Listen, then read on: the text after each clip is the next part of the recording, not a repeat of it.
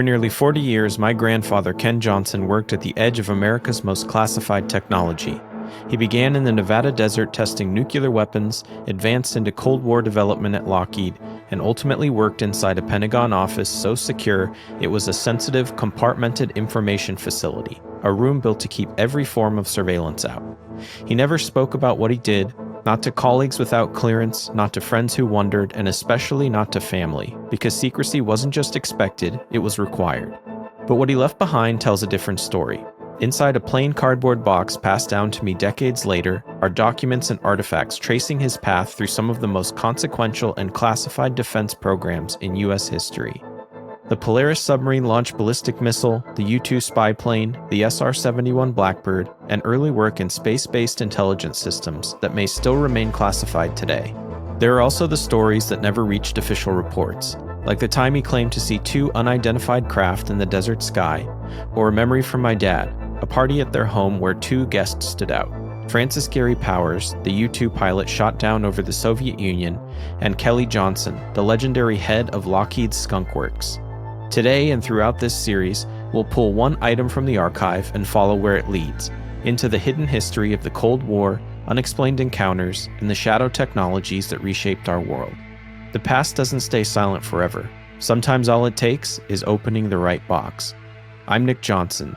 This is Archive Unknown. NBC News brings to you from the White House in Washington an address by President Kennedy, declared to be officially of the highest national urgency. Good evening, my fellow citizens.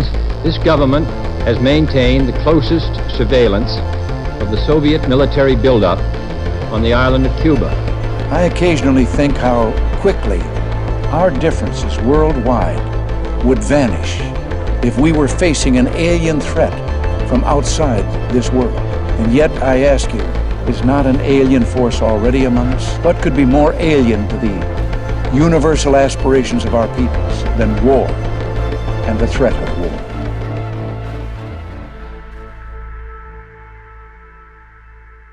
After serving in the U.S. Coast Guard and the U.S. Army Air Forces during World War II, my grandfather entered a world few even knew existed. In 1947, he was assigned to the U.S. Naval Ordnance Test Station at China Lake, a remote stretch of Mojave Desert where the military pioneered classified weapons technology. According to the materials he left behind, this is where he received a Q clearance, above top secret, reserved for those entrusted with nuclear weapons. His job title? Head of Fuse Branch, Special Weapons Division. He helped build the systems that armed nuclear devices, ensuring they detonated at the right moment under the right conditions. Inside the box, I found letters sent decades later by the Defense Nuclear Agency requesting his individual radiation exposure records. Those letters revealed something I never knew. He took part in Operation Plumbbob, a large nuclear test series in 1957. Not far away, not in a bunker, he stood just over a mile from ground zero. 65 miles northwest of Las Vegas sits the Nevada test site, one of the most secretive landscapes in America. Created in 1951, it accelerated the arms race by bringing atomic testing home. Detonations could be redesigned, rebuilt, and retested fast. Camp Desert Rock housed troops, scientists, and specialists, a hidden city living beneath a nuclear sky. Meanwhile, Las Vegas turned apocalypse into attraction. Rooftop bomb parties, atomic cocktails, a showgirl crowned Miss Atomic Bomb. Operation Plumbbob, from May to October 1957, oversaw 29 nuclear detonations. Weapons became faster, more precise, more usable, and my grandfather was there as the future took shape. More than 16,000 troops were exposed to nuclear explosions, rehearsing how to fight under atomic fire. They crouched in trenches. 5, 4, 3, 2. Even through goggles, the flash was blinding.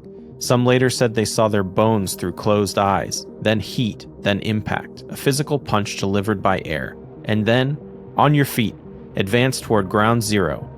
They walked into a world that had turned alien. Glassed sand, collapsed houses, vehicles twisted like foil. The message? You can survive this. The truth? Radiation doesn't reveal itself tomorrow. It waits decades.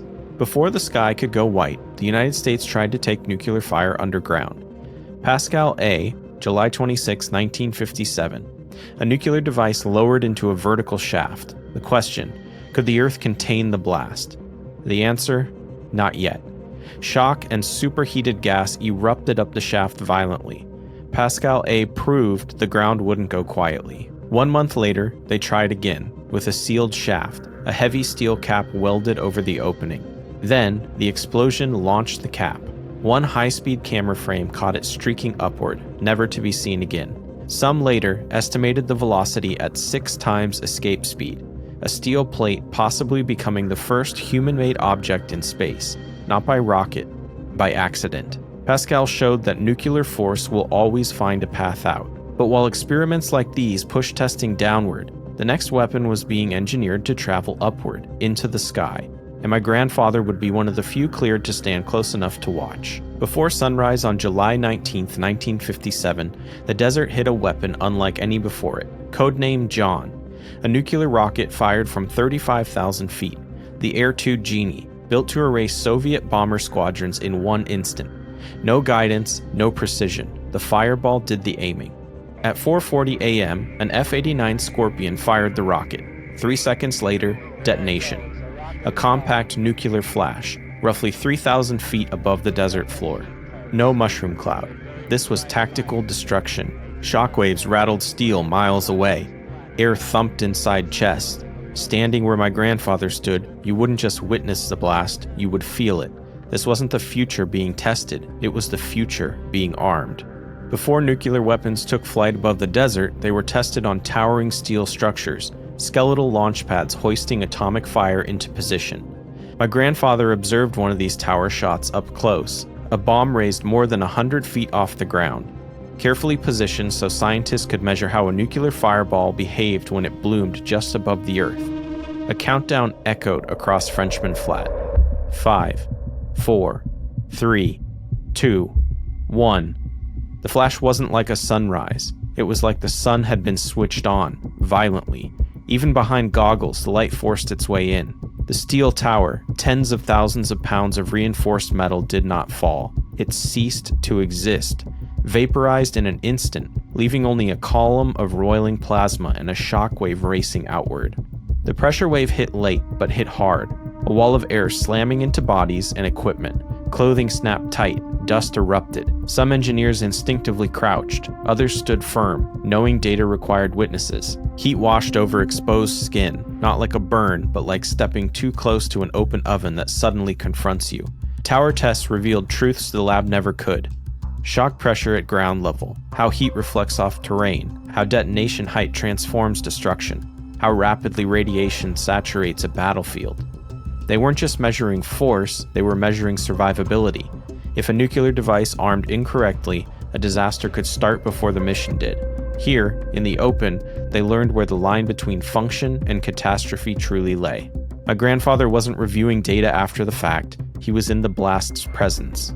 And those lessons would follow him, from the desert floor to weapons designed for the air, and eventually for space. The blast didn't stay in Nevada.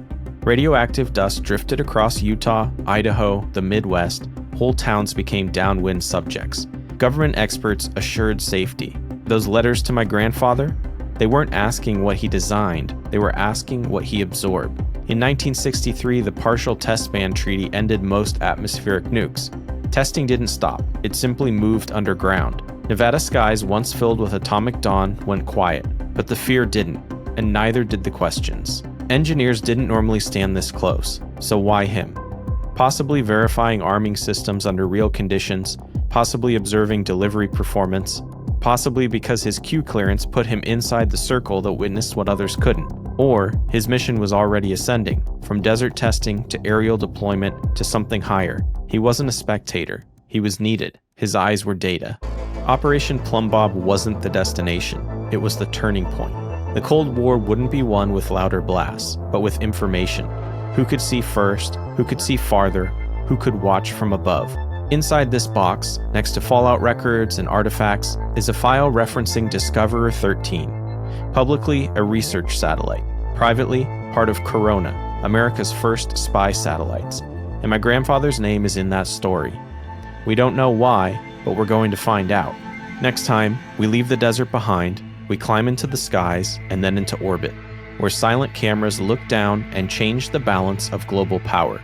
This is Archive Unknown, and the next file we pull from the box will take us to space.